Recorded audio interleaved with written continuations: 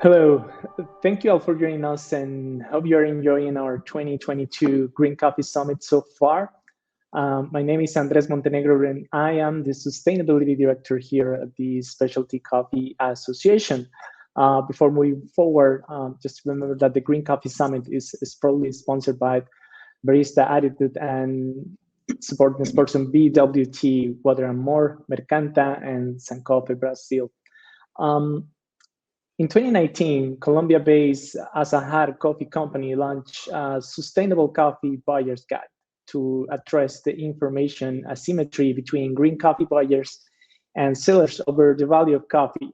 Um, the guide uses manually collected data to track the earnings and cost of production of coffee producers in recognized coffee regions of Colombia to inform socially conscious coffee buyers about the price point required for farmers to achieve different levels of income, from a poverty line income to a prosperous income. In 2022, a sustainable coffee guide morphed into a digital platform with specific functionalities for green coffee buyers and roasters, including a customizable budgeting tool. We are eager to know more about this innovation. So without further delays, it's such a great pleasure to introduce our next speaker that will guide us in this session, turning day into ethical action. She is a fellow coffee lover and coffee people lover that I have had the pleasure to work with in the Latin America coffee lands.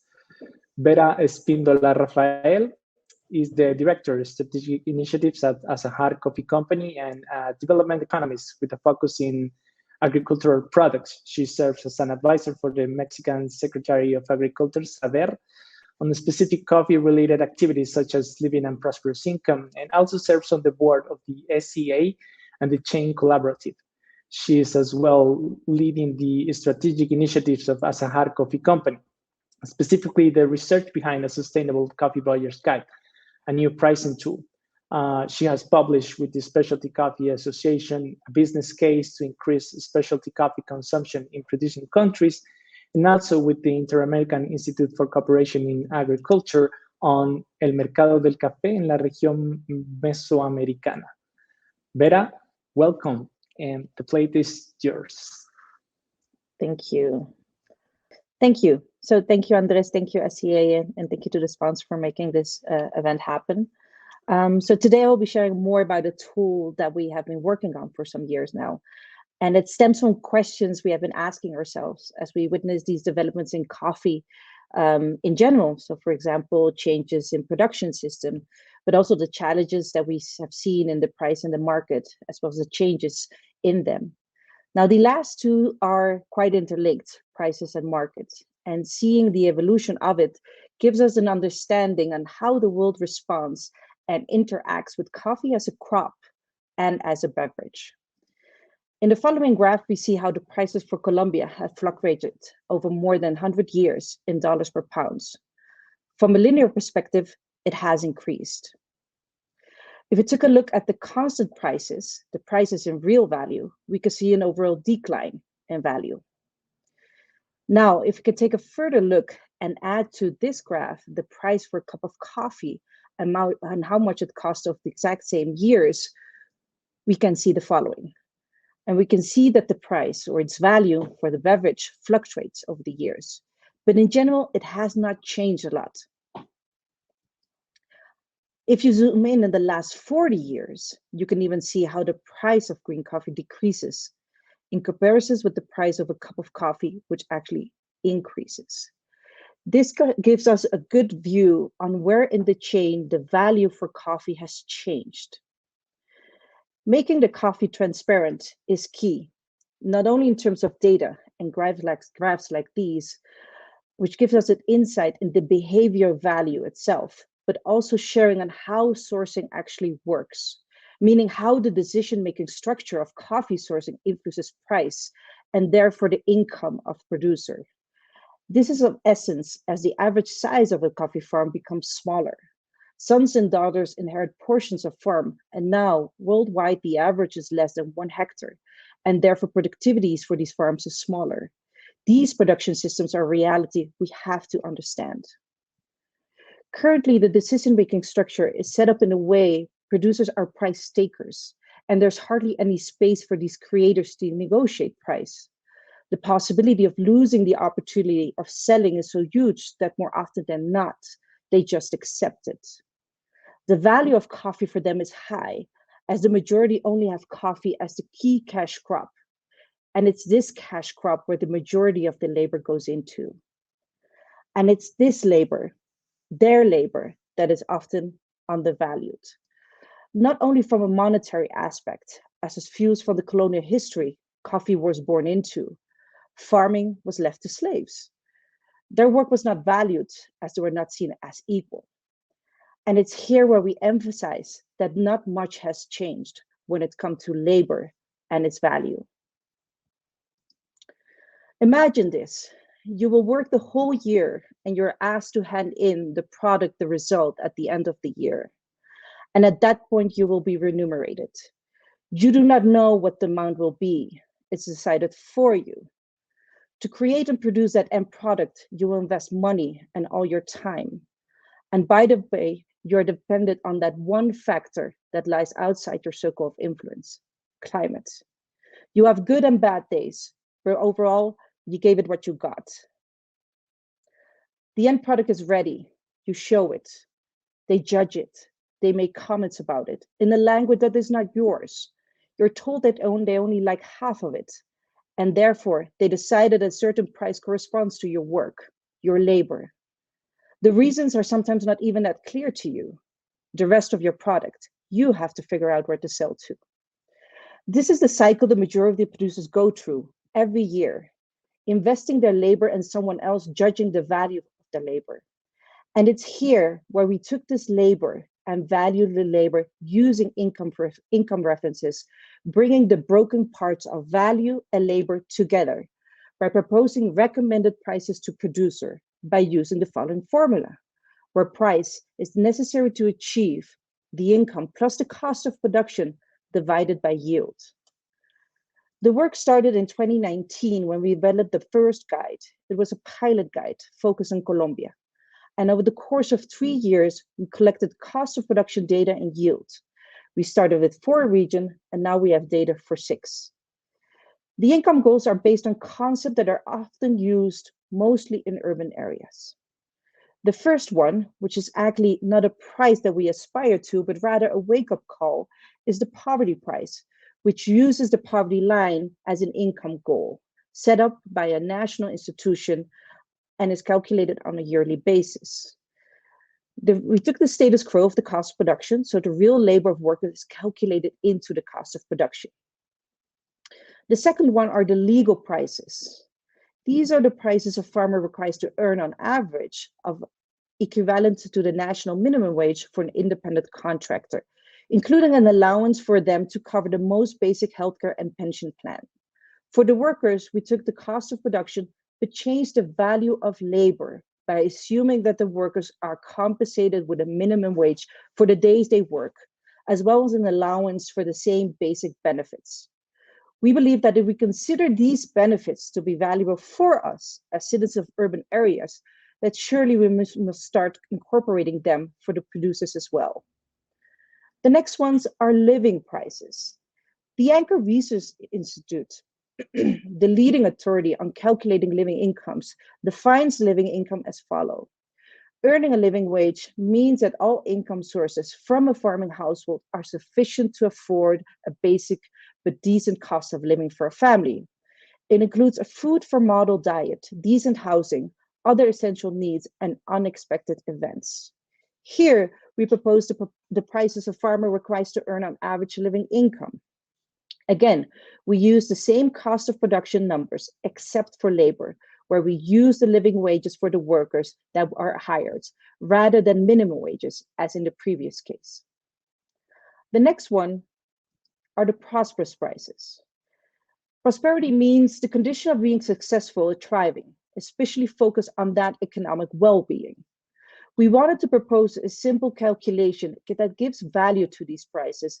And for this, we used the 50-30-20 rule, which means 50 of your income needs for the necessities, are the expenses you simply cannot avoid.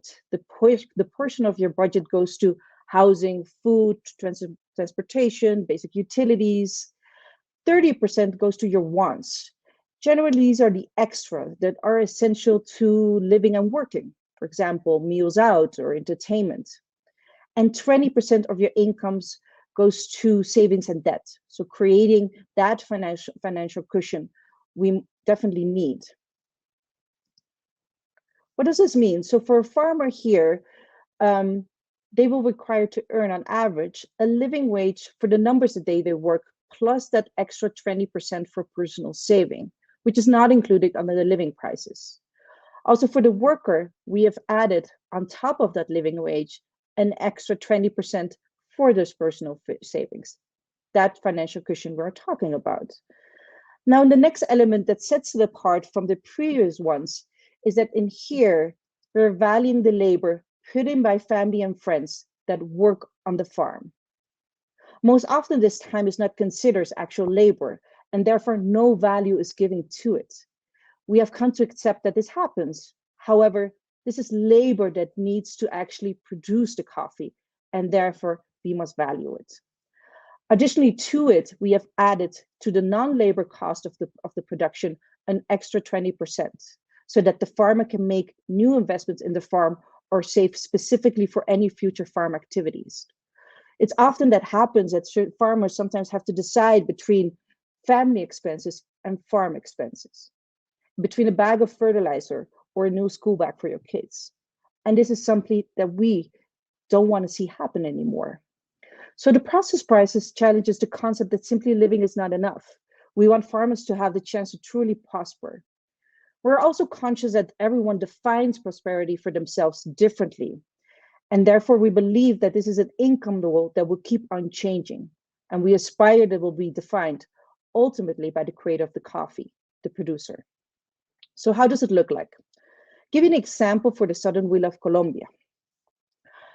Here what we can see is where we share the information of the data set that we have collected. So the average area, the average productivity, the average yields, and the average cost of production, which in this case is almost 6,700 Colombian pesos per kilo of parchment coffee. And in this case, that actually means $1.04 per pound of green coffee.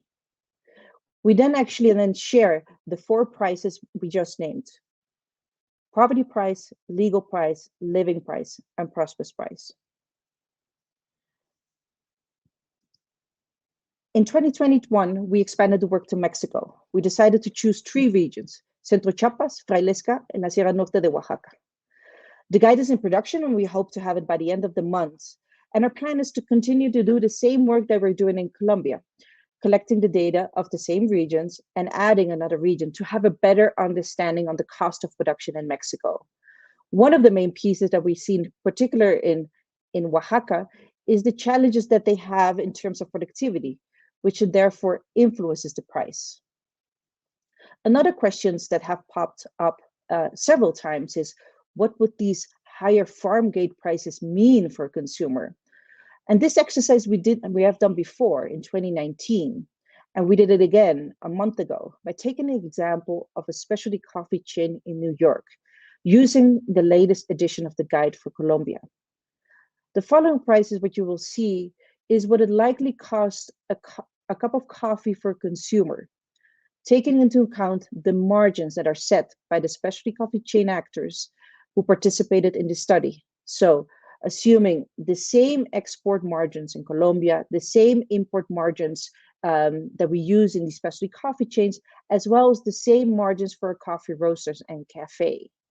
In this example, you will see, if we take, for example, North Central Huila, where we take a living price, where 16,100 pesos per kilo of parchment coffee will result in $3.81 for a price of coffee in New York.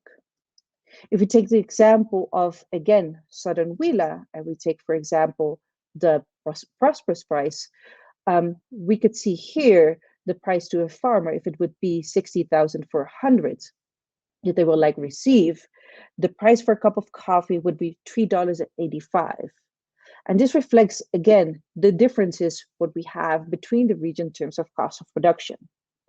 And these differences very much are based on, for example, even distance to a certain area, the cost of labor, where we often see that one region versus another uses different day wages for producers.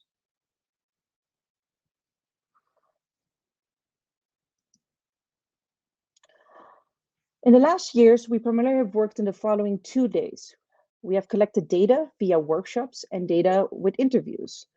Often what we see is that the data is extracted from coffee farming communities and that the data is not translated back to them. Our main intention is to collect it, but also to give it back in a useful manner. In a workshop where we use adult learning techniques, we tend to share 2 things. Their knowledge, the knowledge of the producer is valuable, and so is their data. And understanding in general terms what your cost is and your income is important. Knowing averages is already helpful. Many times they think they have to be accountants to be able to manage that type of data on the farms. And what we try to do is to also leave a message that gives them a good self-esteem of what they know is already valuable. However, we had to take a step further and create tools around this guide that will serve a larger group of people. Cropster and Acumen believed in the work and have joined the effort. So the SCBG in the last months have morphed into a digital platform using a new browser-based interface, SCBG lookup tool. For us, it means basically it's a public good. So keeping this data only for this particular value chain of Azahar is not necessarily something we were looking for. We were looking to share this with the wider sector. And it's therefore that we wanted it to work with other partners and making it a public good, as well as setting this up as an independent entity, which we were looking for the next months. Additionally, what we're going to work on is developing a pro-user area, which I'll share a little bit more about. And of course, also creating what we call for now the farm calculator. This digital transformation is key because nowadays it takes us quite some time and actually to collect the data, analyze the data, and then give back the data to the producers and also convert it to the guide. Our intention is with this is that the data, it gets quicker to the producers, but also that certain changes in cost of production can be acted upon more quicker by buyers as well. For example, this year, what we have seen so far is the immense increase in inputs as well as in labor has caused quite some trouble for producers. Thinking that the higher prices for producers would end up with them and would be beneficial for them is definitely something that I also believed in. But what we saw was actually, and I still, and what we've seen so far is producer having to absorb these higher costs and simply not seeing the benefits of these higher prices. Let me show you a bit more about this lookup tool, which can be found under coffeebuyers.org. So here you can actually see the country, the region, the farm gate price, the weight unit, and the coffee state. Mexico will be added later, around in a month or so. For now, we only have Colombia under this lookup tool. Let's say we choose Southern Huila and we choose a farm gate price of 13,000. When you click on the submit button, you will actually get to the next section and you will see what it actually means in Southern Huila to receive 13,000 pesos per kilo of parchment coffee. Here you will see in the center of the page a description of the data found in the region. And what you will also see is what it means to receive a living price, the definition of it. And this will also, you can see under the poverty price, the legal price, and the prosperous price. This is publicly available. And one of the things that we hope to receive is also the feedback on what other data points could be valuable in sharing when seeing these prices. What do we have in store for the producers? One of our vision with Cropster is that we develop a farm calculator. And we wanted to think of a tool that actually serves them in a very simple manner. Using data intelligence, we think that by asking simple questions and by using the data that we have collected so far, producers are able to use it by inserting basic information points within this tool. The location and size of their coffee plot gives us already estimates of certain data points. And in this case, their income. Farmers can see immediately their estimated income after entering these two data points, and also by setting them income targets, which basically mean are the same income targets that we use for the guide. They can see what price and what productivity they can achieve in order to meet that goal. And then the actual income is calculated once the other variables are being inserted. The next one is, of course, one of the most important one for them as well, is the expected production volume. With the data that we already see and with the data collected in the region, we kind of can use the land productivity as well as other data intelligence points to estimate what kind of production they can receive in that specific year. We are also even thinking of asking certain questions regarding rainfall, not only predicting the rainfall, what we often already can do with other platforms, but also how was that rainfall affected by them. Again, in here, it's important then to actually register the actual volumes after the harvest. And then comes the next one, the one also very much important for the guide. Based on the data collected so far, we can already update certain parameters for the regions as well. And with this, the producer can also answer simple questions by updating these variables and by also, for example, overriding if they see that a certain cost is not the similar cost what they are actually seeing. And by using this tool and by updating it as much as possible, certain calculation of the cost of production can fluctuate and can therefore influence price, as well as, for example, the variable that I just showed you on volume. So what is on the other end? So I showed you the public goods, the lookup tool, as well as the farm calculator. And what we also have envisioned is that we wanted to create an area for the green coffee buyers where they can actually use the data in a proactive manner when sourcing coffee. So these are the benefits that these green coffee buyers will receive when they subscribe to this platform. So they'll have a customizable budgeting tool, which means is that basically based on their budget, they can actually calculate what kind of price they can pay to producers. If, for example, they have an income goal, which is a line between the living wage or living price and prosperous price, they can actually see how much budget they need in order to comply with that, as well as vice versa. They will also have access to a direct trade long-term pricing tool where they can actually see on how volume interacts with price and how that changes when you changes the goal as well. And this creates for a dynamic interpretation of the variables that we're using for the guide. They will also have access to detailed data on the region, on the guide's pricing recommendation. So basically a behind the scenes area where they have access to the data of the region and always in an aggregated form. Next is we're thinking of creating a certain area for these subscribers where they can actually present the data in a useful way also for consumers. One of the things that we're seeing and that we're also hearing from them is that they're looking in ways or innovative ways on how to translate these messages that we are creating on this end towards the producers. This will empower them to actually demand better practices to consumers from their roaster in terms of sourcing. The other piece that we want to show is also towards the consumers as well, which roasters are basically ensuring that their sourcing will become different and which roasters are working with us on this. And it's this list of companies which will be available on this platform for them. So who have subscribed so far? In total, 38 green coffee buyers have signed up so far. And these are from the US, from Europe, as well as from Asia. The example that we actually see here is from a producer called Nelson Chavez. He has participated for the last 3 years with the SCBG.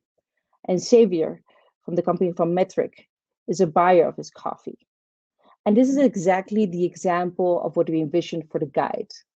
A tool that enables a green coffee buyer to understand the impact of farm gate price for the supply chain, and a tool for a producer who has better insight into the cost of producing coffee and is able to negotiate with these insights.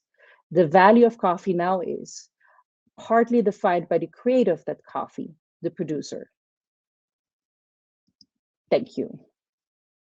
I want to give a big special thank you to all the producers that have shared the data with us, the buyers who believe in the work, and our partners and our colleagues we have supported over the years.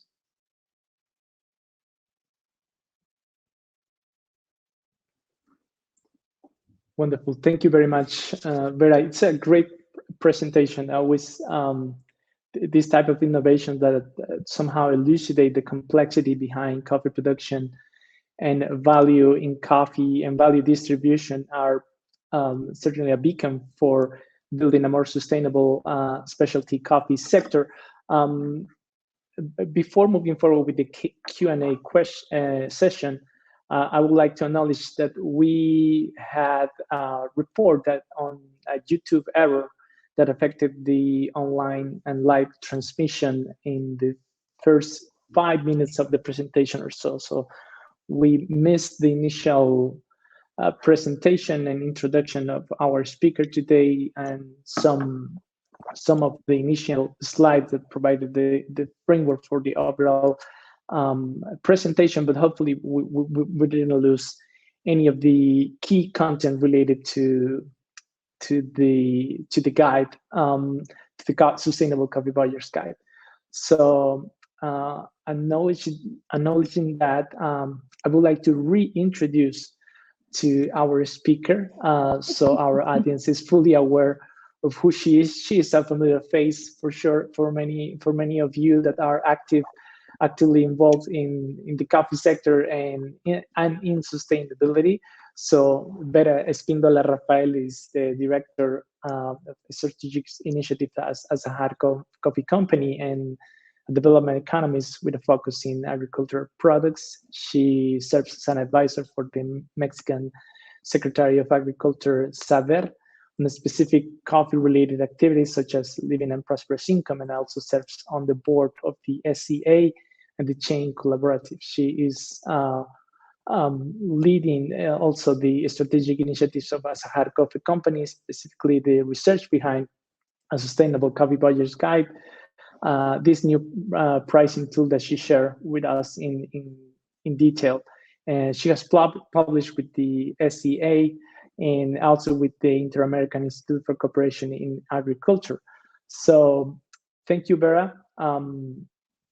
And I think that I'm trying to double check if we have questions from the audience. Seems like we are receiving them, but in the meantime, I would like to start this Q&A session with some questions that were somehow informing our dialogues when you were sharing your presentation.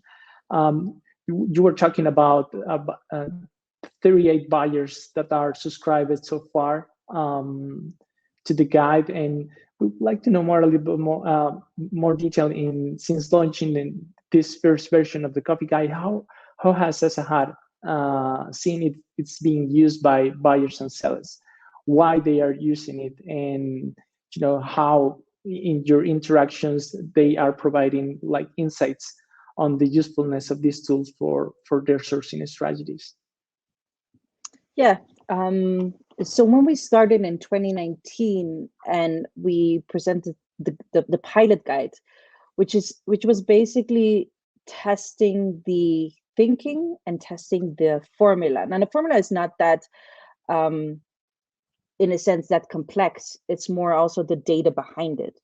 One of the first pieces that they enjoyed very much is what they see when they visit producers is seeing those differences being translated in data points. So seeing what they see in a difference in a data piece, specifically when it comes to cost of production, and specifically understanding why sometimes there are these differences between one region versus the other.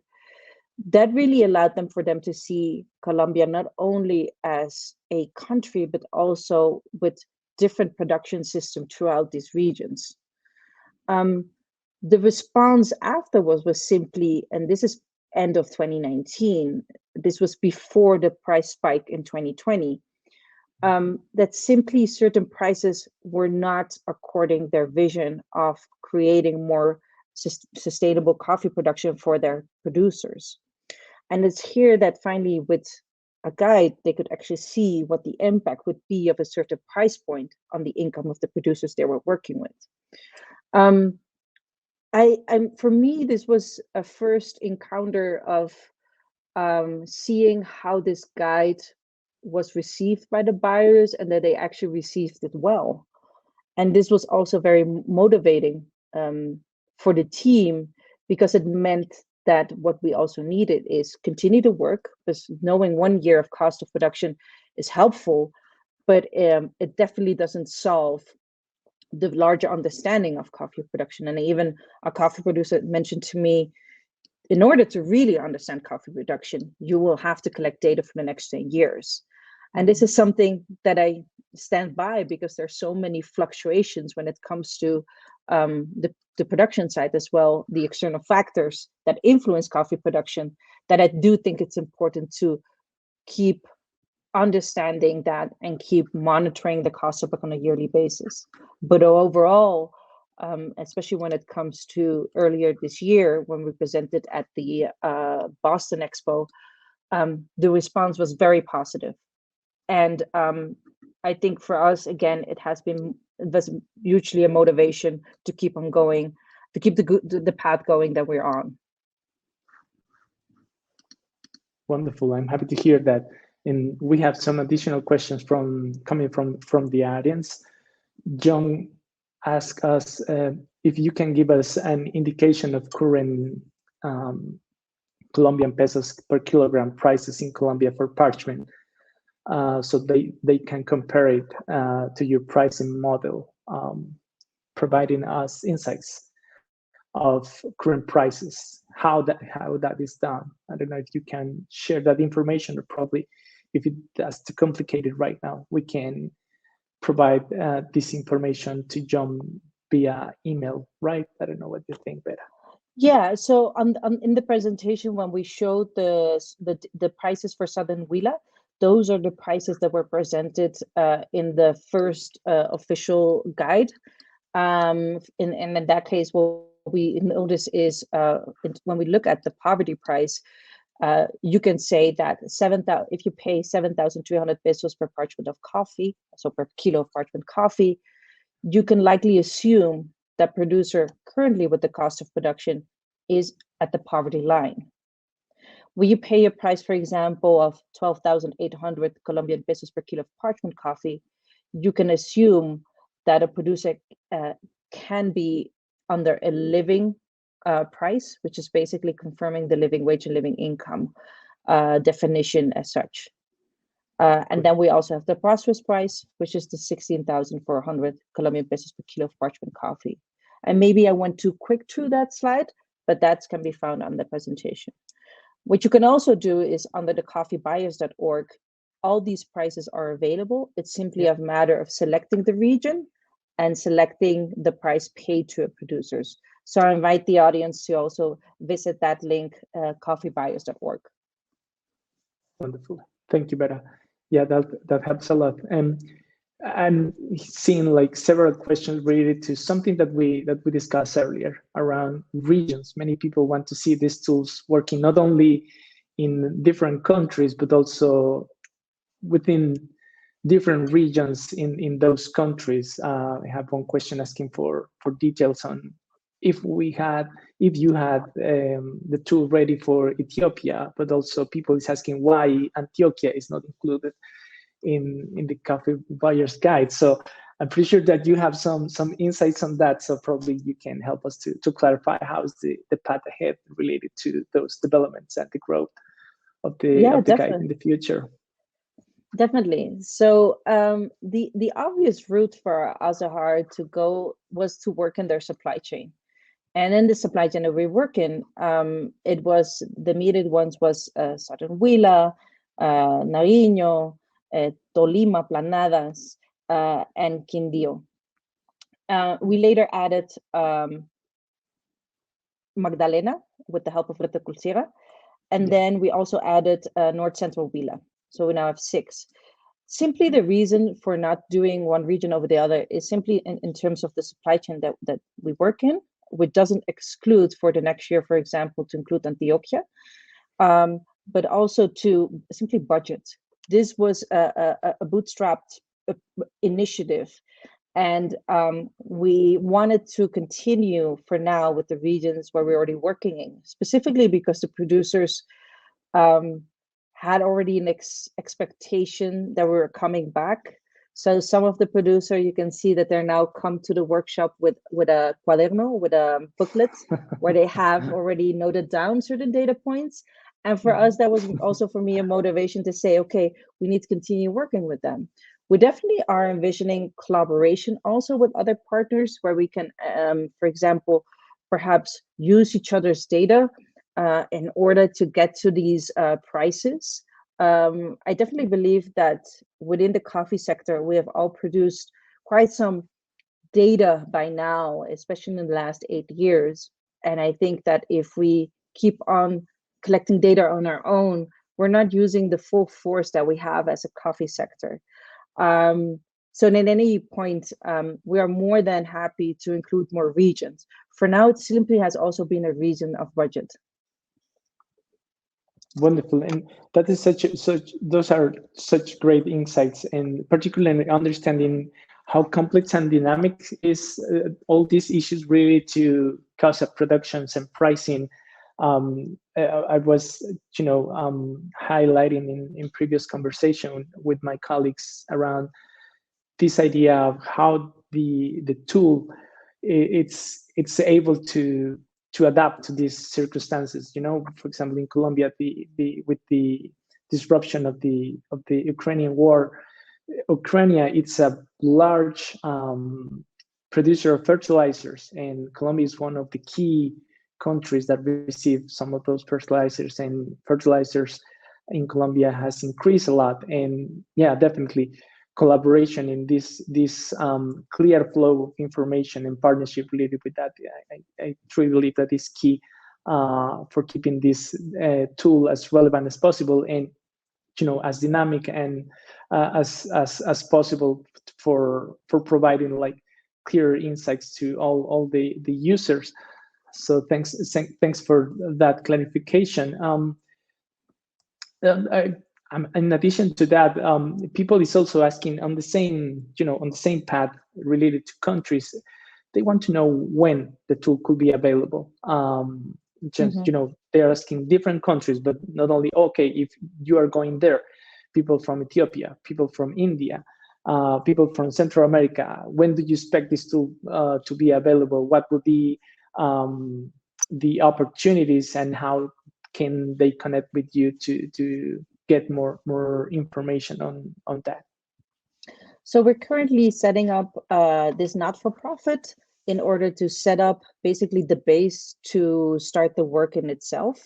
And again, the reason why we want to do this way and make it much more of an independent entity is to do exactly what we're seeing that there is in demand for.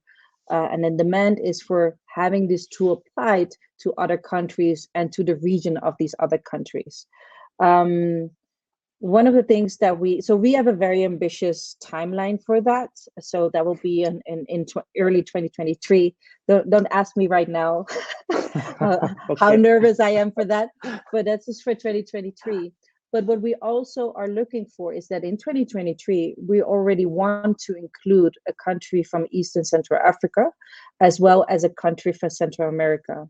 How we will make that decision, because of course, we would love to do it all, it's simply, you know, from a time perspective, not very reasonable.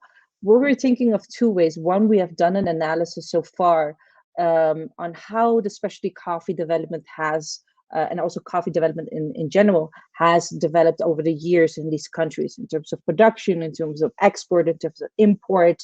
And also, one important element is, what is the industry looking for? So what is the sector looking for? Which country are they most interested in? And then there was one feedback that I received in a one-to-one call that I had with a green coffee buyer. And he said, you know what would be interesting? Brazil. And it's like, why Brazil? Because Brazil influences in such a way onto the C market that he is very curious to see on how it behaves in terms of the cost of production specifically. And I find that very interesting, because if that is a country where you can influence larger other countries on, it could perhaps trigger something else. But we definitely have in mind for 2023 two other countries, and I'm very excited for it. And of course, if they want more information or if they're willing to connect, just write to me. I put the email address at the end of the slides. It's vera@azaharcoffee.com. Wonderful. Really looking forward to see the progress on this. And your framing around Brazil put me in the right direction to a question that I received from Peter. Because in terms of when we talk about the smallholder coffee farmers, we need to make a separation. When we talk about the rest of Latin America and Brazil, we need different thresholds for defining that. And Peter is asking that in your introduction, you underscored the important role that farm size plays in sustainable production. Because of economies of scale, sustainable prices will vary widely due to farm size. And he asked, how can this tool take this into consideration? What is your approach to that, let's say, farm size challenge? Yeah, it's a great question. What I have envisioned and what is still work that we need to do, if you have, for example, a country like Colombia, where we already have collected data for 3 years and we're now in our 4th year. I just came back from Nariño. It is important to also take that area size into consideration. And I would love to have enough of a sample size that you actually can select or have these costs of production per archetypes, even per area sizes, which allows us to have a better understanding on how the cost of production behaves in a certain area size, in a range of area sizes. This is something that I'm trying to do with the upcoming guide. I'm not sure if I will get enough of a sample size to do so, but it allows us very much to give us an understanding on how that behaves. And within the guide, there is even, and that's why we mention are very key on it, we do recognize that in terms of yield is that determinant factor when it comes to defining that price. And that's why we have what we have. And I didn't put it up on the slide because it becomes too much for just to show it in 2 seconds. We have a graph where we basically, I'm reaching the exact same thing that I wouldn't want to reach, but I'm going to show it anyways. We, for a region, have a quadrant where you can actually see how the average of a yield differs when it comes to a lower production size or a lower cost of production size. And then as an end result, your price will change. And I think this will also be available on the user area. But this goes to show that we have to go into that direction to, one, increase our sample size and also focus on those area sizes and when it comes to price. Wonderful. Just letting all the audience know that graphic is available in your Sustainable Coffee Budget Guide, and it's available also online in your webpage, right? Yeah. And in the user area, yes. Wonderful, wonderful. Thank you, Vera. We are receiving more technical questions, but that's how the conversation flows. People get engaged in the tool and they are starting to ask some technical questions. You mentioned something that is related with my next one, that is a sample size. Luis asked how many farmers data you need, or data points. Let's refer to data points. You need to work in a given region to make you feel confident enough to say that that number that you are providing, the benchmark that you are using, is representative for the region and for the platform. Yeah, great question again. Okay, so here is where probably a couple of researchers will shoot me. And before I answer, I will expand a bit my response. The intention of the guide, specifically at the beginning of the pilot guide, was we want to act on the current scenario, what we were seeing in 2019. And the intention of Azahar was to do that in collaboration, of course, with the roasters. But without any data points, it was very hard to actually show them what Azahar was seeing and what the team was seeing in the field. The easiest way was to do interviews as quick as possible, as many as per day. But I really insisted that we wanted to give the message also to the producer, which was that it was important to start or thinking more a bit or noting it down on a piece of paper what certain cost elements were. And this actually would sacrifice a bit the sample size, but the message would be much more clear, which is very special, also specifically also focused on them, on the producers. We knew that when we started because the methodology would allow just for so much. But I think seeing that producers have become a bit more aware on these concepts, hearing for the first time what a living price is or what a prosperous is a very important part of the journey that we're entering with them. And now coming back to the question, the sample sizes for the regions are small. And that's why what we're looking for is increasing the sample sizes, but also collaborating with other organizations out there that we know have their data of producers of the same region. Or even maybe if it was not the same region, a region similar next to it, in order to start working with these data points. And that makes, you can increase your sample size. Currently, we have an estimate of around 30 producers per region. Again, it's small. Case of Mexico, we have one region where it's quite big. We have there 70 producers per region. But again, we are very mindful that we need to increase this in order to include, or in order to be much more aware of the outliers and what the ranges are. So this is in research terms a small study. We understand that. And for this year, for the guide that came out this year, we have around 130 producers participating into this study. Wonderful, wonderful, Vera. Yeah, thanks for that clarification. And probably on the same tone, I will try to translate a question related to that from John. He's asking for probably something more complex, because you have an average price for that region. He's referring to how could be possible to adapt the tools so you can create like a tailored price per farmer. I think that could be probably too challenging and complex, but I would like to go deep into how you manage that in your supply chain. Like if you have an average price for, let's say, planadas in Tolima, if a farmer is too below the average that you have, how you manage that? It's like technical assistant, you talk with him to see what are the bottlenecks that keep him, below like an outlier, like you mentioned, or how you proceed in that situation. I think it's a great question, and I will respond to an anecdote that we had last year in Huila Sur. We asked the question to producers and asked, what do you prefer, a high price or a stable price? And they had to reach their hands up, and there was only one guy reaching. Whenever we said high price, he was the only guy that put his hand up, and everybody was looking at us like, what are you saying? Stable price, say stable price. All the others were saying stable price. He said, we prefer to have a stable price because that allows me to know what I will receive.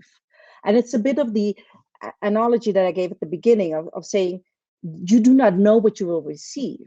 Already knowing what you will receive makes a huge difference for a producer. And even negotiating that price at the beginning, for example, for a harvest or the beginning of the cycle of production and then the harvest is already very valuable for them, because based on that, they can start already working on, okay, if I will receive this for my whole harvest, for example, which is a stretch, but let's assume 90%, then they already know that they can actually spend X amount of money for a day wage for a worker or hire a certain amount of workers. The simple fact here is that they most often do not know what is coming. And even for a business, thinking of it simply like a family business, this is very difficult to manage, especially in these times. Coming back to John's questions, yes, we can definitely do and check for one specific producer. We can do that. There is, for example, there have been requests from buyers specifically look at a group of producers because those are the group of producers they source from. It's not very common, but it is possible. It's more of that I think that the conversation with the producer is more focused on managing those expectations around price, knowing what that price would be, because not knowing right now is detrimental for many of them. And this is in the case of Colombia, where Colombia has mechanism where they have already price insights. There are many countries, the majority of the countries do not have that. And that's something that we need to realize as well. Wonderful. Yeah, it's great to hear that. And you know, I'm being aware that we are almost at the end of our hour here. So we'll see. We have many more questions, but I will try to close with the one that I believe probably could give us the key messages for closing the session. Joey asked about that despite the equal access to pricing information, if Azahar, you anticipate that at risk in this tool reinforcing power dynamics, in which roasters choose a price and the producers remain price takers, receiving whichever price the buyer chooses to pay, which I know based on what you described in the presentation is actually against the philosophy of why creating this solution. So I don't know what you have to share with that. So. Yeah, thanks, Andres. And again, a great question. I think as a friend of mine told me, that all these tools can be used as a force of not good. I mean, it's something. If you want to prevent something, it's then don't do it.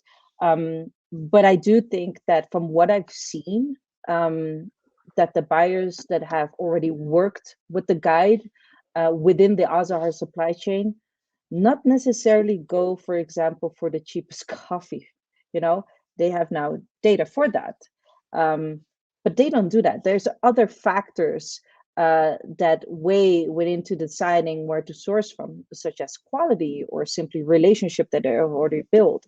It's simply an insight on how to work within that supply chain that they have set up, right? And when it comes to terms of the work that we still need to do more with producers is exactly a work that we're looking forward in doing with them, giving them the insight of what it means if they want to receive a certain income goal, what kind of price they should not accept anymore. Because that's the conversation that many of the times we still do not have sufficiently with producers. And when you share that with them, they're actually starting to think of like, if I receive this, then I am in a poverty line. And the faces of when they realize that, and also saying, I do not want to be at that poverty line. What can I do to get out of it? And then the only factor where they can mostly influence on is productivity in the immediate term. And then on the longer term, that conversation when it comes to asking what price for their coffee, that's the conversation that I want to get them towards by providing those insights of the guide as well. Wonderful, wonderful, great response. Fully aligned with that, Vera. Well, I think that we ran out of time, but I want to thank you very much, Vera. That was really thought provoking, and I hope to get a chance to explore the online platform further. And when you publish the next version of the guide, we would love to direct people there from this Green Coffee Summit resource library so that they can learn more. Right now, we are going to hear from one of our sponsors, BWT, Water and More, and then we'll introduce our next speaker, Tommaso Ferretti, who will be talking to us about impact investment, which is a term that has been thrown around with increasing frequency over the last decade or so, but this is still not well understood by many people in the specialty coffee industry, including experienced green coffee buyers. So thank you very much, Vera, again, and Thank you, really looking Andres. forward to seeing you Gracias. again soon. Ciao.